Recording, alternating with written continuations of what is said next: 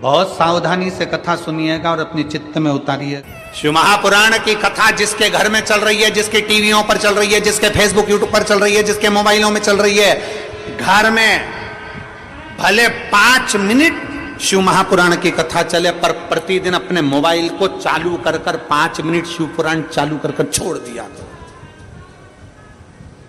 घर में टीवियों पर अगर कथा आए तो भले सुनो चाहे नहीं सुनो, 5-10 मिनट उस टीवी को चालू कर छोड़ा करो, जिससे वो शिव महापुराण के शब्द हमारे घर के वातावरण को शुद्ध करें। प्रभु बाबा भोलेनाथ ने कहा, पार्वती जब चौसर खेलते समय तूने मेरे वस्त्र लिए, मैं जल क्रीड़ा करने के लिए जल में तप करने के लिए बैठा, तप के करने से मेरे शरीर से पसीना बह निकला, उस पसीने से 5 धाराएं प्रकट हो गईं। उस 5 धारा से गंगा जी की गोद से मेरी ये 5 बेटियां प्रकट हुई है। पहली जया, दूसरी विषहरा, तीसरी श्यामली बारी, चौथी देव और 5वीं दोतली। ये 5 कन्या शंकर जी की 5 बेटियां। उसी समय पर माता पार्वती ने गंगा जी के जल को हाथ में लेकर कहा, गंगा तू मेरी बहन है, मेरे गर्भ से तो संतान नहीं हुई, पर तूने मेरे बच्चों को पाला पोसा बड़ा किया, इसलिए तेरे घाट पर आने वाला व्यक्ति शंकर जी के साथ तेरा स्मरण करेगा और जो हर हर गंगे बोलेगा, गंगा उसको तेरे स्नान का पुण्य घर बैठे मिल जाएगा। हर हर गंगे बोलो जम के। केवल गंगा के साथ उसी दिन से हर हर शब्द जुड़ गया और जिंदगी हो गई आपकी बोलते बोलते। आपको अभी तक नहीं मालूम होगा कि हर हर गंगे क्यों बोलते। जीवन हो गया भैया। शिव महापुराण में एक एक संवाद है। चावल क्यों लगाना चाहिए, शिव जी को कंकु क्यों नहीं लगाया जाता, शंकर को कुंकू नहीं लगता, रोली नहीं लगती, क्योंकि भगवान शंकर जब एक बार बैठे थे तो एक भगत ने शिव जी का कुंकू अभिषेक कर दिया था। कुंकू अभिषेक करा, इतने में माता जगतजननी जगदम्बा उसी समय पर आ गई। पार्वती ने शंकर जी के ऊपर से रक्त की धार जब बहते हुए नीचे आई, भोलेनाथ जी के शरीर से रक्त बहता देखकर माता पार्वती को क्रोध आ गया। पार्वती ने उसी समय पर श्राप देना चाहा। शिव जी ने कहा, पार्वती उसने कुंकू अभिषेक करा है और तू श्राप दे रही है। पार्वती ने कहा, मैं जान नहीं पाई, पर भोलेनाथ आपसे वचन देती हूं कि आज के बाद आपके शरीर पर यह रक्त ना देखूं। इसलिए आज तक शंकर जी के शिवलिंग पर कभी कंकु नहीं चढ़ाया जाता, कुंकू नहीं चढ़ाया। शिव जी को चंदन चढ़ेगा, हल्दी चढ़ेगी, अष्टगंध चढ़ेगा, गुलाल चढ़ेगी, अबीर चढ़ेगा, पर कुंकू शंकर को कुंकू नहीं। जैसे अधिक मास के महीने में, अभी जो अधिक मास आ रहा है ना, आपके लिए तो लाभदायक है, समझ लो ये कथा। अधिक मास के महीने में जैसे पहले दिन का अधिक मास होता है, ऐसे 5वां दिन का जो अधिक मास होता है, पंचमी तिथि का, पंचमी तिथि का अधिक मास, शास्त्र कहता है कि जिसके घर में संपदा की कमी हो, पैसा आ ही नहीं रहा हो, सब दूर उलझ गया हो, बहुत टेंशन चल रहा हो, 3 साल में एक बार अधिक मास आता है। अधिक मास की पंचमी तिथि के दिन गन्ने का रस, गन्ने का रस जानते हो, ईख का रस, गन्ने का रस तुलसी जी के क्यारे में हाथ में लेकर 7 बार अपना नाम और गोत्र बोलकर छोड़ दो। जिंदगी में 3 साल में तो करोड़पति बनकर बैठ जाओगे, कभी लक्ष्मी की कमी नहीं आ सकती। अगला अधिक मास आएगा तो तुम तैयारी में बैठे रहोगे कि फिर पंचमी तिथि आए, फिर मैं गन्ने का रस डाल। केवल अधिक मास में होता है, अधिक मास के सिवा नहीं कर सकते, केवल अधिक मास, अधिक मास के अंतर्गत करें। और आपको तो मौका मिल रहा है, ज्येष्ठ का अधिक मास है इस साल, बड़े प्रेम से आनंद में। और हम तो निमंत्रण दे रहे हैं आपको कि अधिक मास में मुंबई में महेश्वरी समाज द्वारा विष्णु महापुराण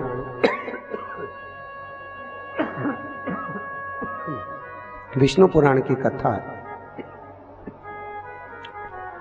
और आप सब भी विष्णु महापुराण की कथा में पश्चिम मुंबई महेश्वरी भवन श्रवण करने पधार। विष्णु महापुराण। अधिक मास का महीना भगवान शिव के स्मरण का माह, ठाकुर जी के भजन का महीना, भगवान नारायण के लाड़ लड़ाने का महीना। खूब प्रेम से भजन करो, जितना भजन कर सकते हो उतना, और काउंट कर कर नहीं कि कितना भजन करा है। कई लोग हाथ में वो बटन दबाते रहते हैं, राम राम राम राम। काउंट नहीं करना है, कर लो जितना कर सकते हो। अधिक मास के महीने में जितना पुण्य कमा सकते हो कमाओ। भजन चित्त धरिए।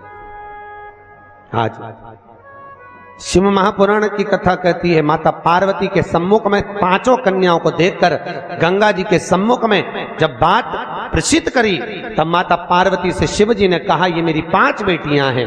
पार्वती जी ने पांचों को गले से लगाया। भगवान भोलेनाथ बोले, पार्वती, ये जल की तरंगों में प्रवाहित होने के कारण इनका शरीर सर्प की आकृति में रहेगा। सर्प की आकृति।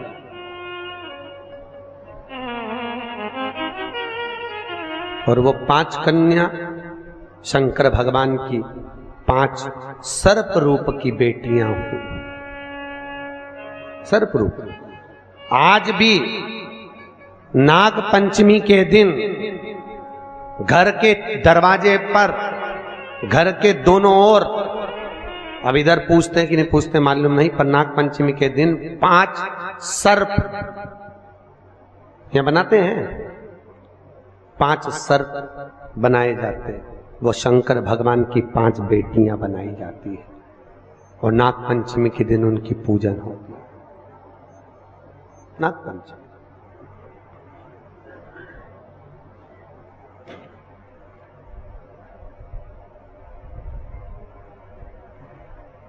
भगवान शिव की आराधना का केंद्र बिंदु है। भगवान शिव का सुखमूल स्थापित करने वाली है। भगवान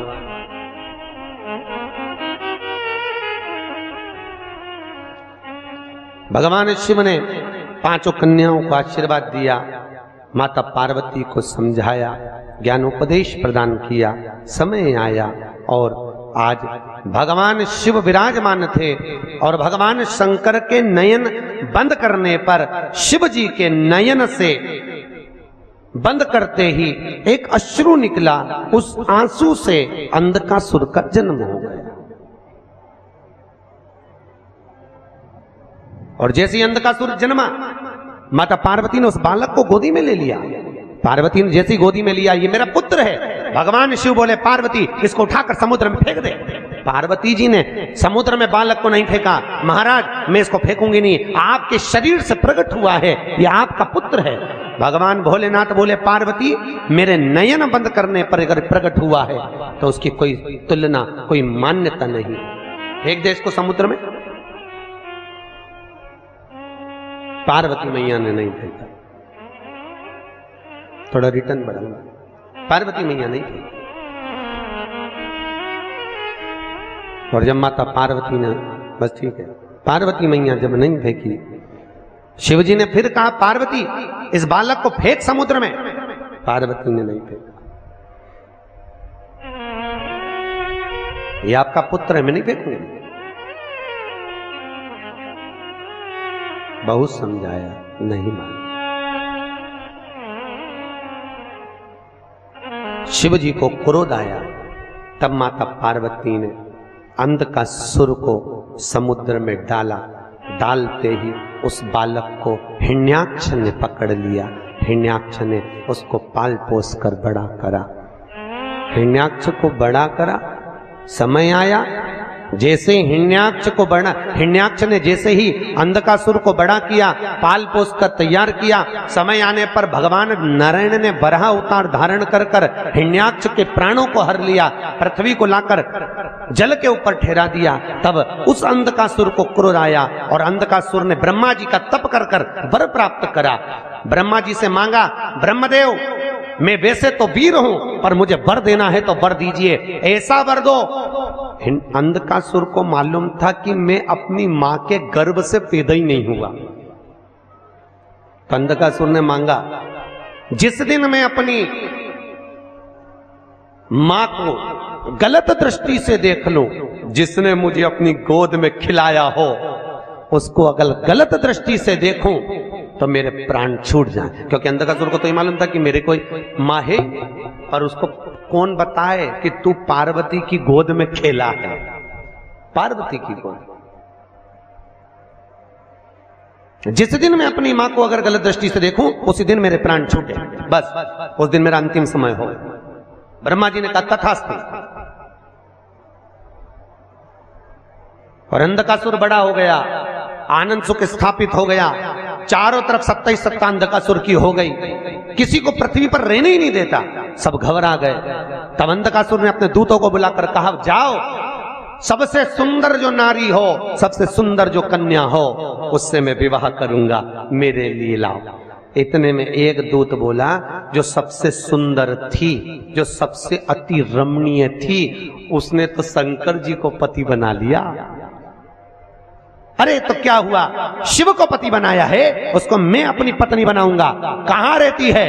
कैलाश पर। और बताओ, मां के लिए गलत दृष्टि रखकर अंधकासुर चला कैलाश पर, और आज माता पार्वती उसी समय पर सुंदर भगवान शिव के लिए आनंदमय सुंदर भांग को घोट रही।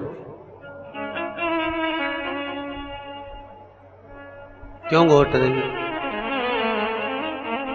कई लोग कहते हैं शंकर जी को भांग प्रिय है। कौन सी पुराण में लिखा है कि शिव जी को भांग प्रिय है? कहीं लिखा? अरे बोलो तो। पूरी शिव महापुराण में, भागवत पुराण, नर्मदा पुराण, गर्ग संहिता आदि आदि के जितने शास्त्र, जितने प्रमाण देने वाले पुराण हैं, कहीं नहीं लिखा कि शंकर जी को भांग प्रिय है। शिव को भांग प्रिय नहीं है भैया। वो तो शंकर जब आपको मालूम है ना, मंथन में जब विष निकला था, विष शिव जी ने पिया था, उसकी बूंदें नीचे गिर गई थी, उससे भांग धतूरा उत्पन्न हो गया था। शंकर जी के पास में भांग रखी है, पी नहीं रहे। क्यों? शंकर जी के पास में जब भांग रहती है, चारों तरफ से जब हवा आती है, तो शिव जी ने जो जहर पिया है उससे कंठ नीला पड़ गया है। वो भांग की हवा से शंकर जी के गले को ठंडाई मिलती है। शंकर जी भांग पीते नहीं है, पर दुनिया के लोगों ने तो शंकर जी को बदनाम कर दिया। शिव जी की प्रिय, तो शिवरात्रि पे लोग घोट घोट के शंकर जी को भी भोग लगा दे और खुद भी पी जा ले। शिव जी की प्रिय, खूब घोटो।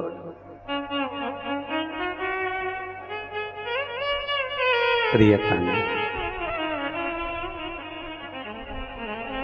समुद्र मंथन में अमृत किसके हिस्से में आया था? देवताओं। विष किसके हिस्से में आया? अरे बोलो, शंकर भगवान। जो अमृत पिए वो देव, जो विष पिए वो महादेव।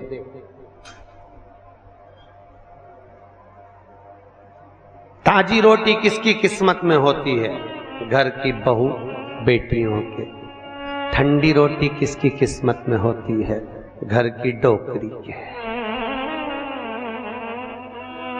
घर की वृद्ध की। क्यों?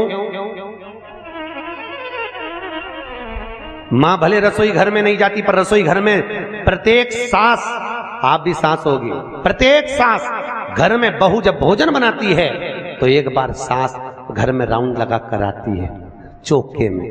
देख कर आती है डब्बे में रोटी कितनी बची है, डब्बे में रोटी कितनी बची है। क्योंकि बहू अगर ज्यादा रोटी होगी तो उठाकर गाय को डाल देगी, तो जब सास जीमने बैठती है तो कहती है बेटा मुझे वो ठंडी रोटी ला दे। क्यों? सास को मालूम है ना बहू खाएगी, ना बेटा खाएगा, ना पति को खान दूंगी और ना कोई खाएगा, आखिरी में वो गाय के मुंह में चली जाएगी और इतनी रोटी बहू फेंकेगी, दिल मेरा दुखेगा। तो घर की बूढ़ी माँ कहती है मुझे ठंडी अच्छी लगेगी, कड़ी के साथ, दाल के साथ मैं ठंडी रोटी खा लूंगी, ला दे दे। और बहू ने ठंडी रोटी लाके मम्मी को दे दी, माँ ने खा ली। उसी तरह क्या शंकर भगवान को अमृत प्रिय नहीं था? अरे बोलो तो, था ना प्रिय। अगर देवताओं को अमृत अच्छा लग रहा है तो भोलेनाथ जी को भी अमृत अच्छा लग रहा है, पर शंकर भगवान ने सोचा अगर मैं अमृत पीऊंगा तो विष कौन पिएगा, इसलिए एक काम करता हूं, तुम सब गर्म रोटी खाओ, मैं ठंडी खा लेता हूं। इसी को कहते हैं महादेव। और मेरे भारत की भूमि की जो वृद्ध माताएं हैं, भारत के भूमि की जो बूढ़ी बूढ़ी माँ है, ये भी महादेव से कम नहीं है, जो रोज घर में विष को धारण